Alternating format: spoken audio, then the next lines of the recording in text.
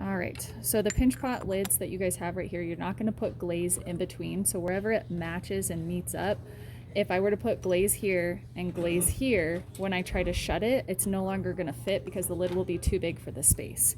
So in the past, I've had kids do wax resist and they really got it in places they weren't supposed to have it.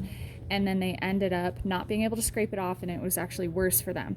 I want to show you guys how wax resist works, but you will not be using it for this, but I want you to keep it in mind for future projects. So this wax resist right here, you just paint on a surface wherever you don't want the glaze to go. Okay, so I would just paint this on. It looks wet. I need to wait for it to dry. This one already dried, so I'm going to show you guys what this will look like when you put glaze over the top.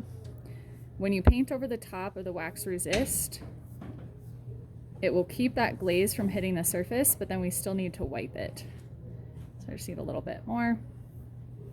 So then when I take a clean paintbrush, sometimes it repels it fully, sometimes we have to wipe it off. This is why I'm not a huge fan of that wax resist.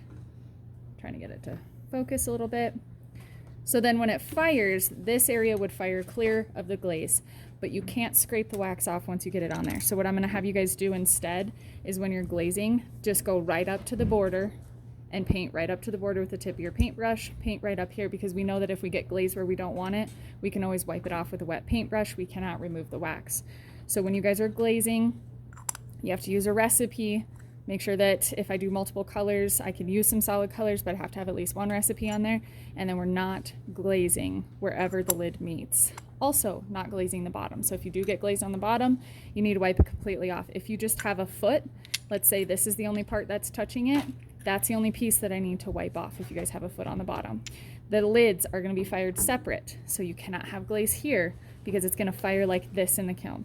It'll be seated separate. We do not fire with these attached because the glaze will fuse these two pieces together. So when you put it on the drying rack, you put the lid right next to it.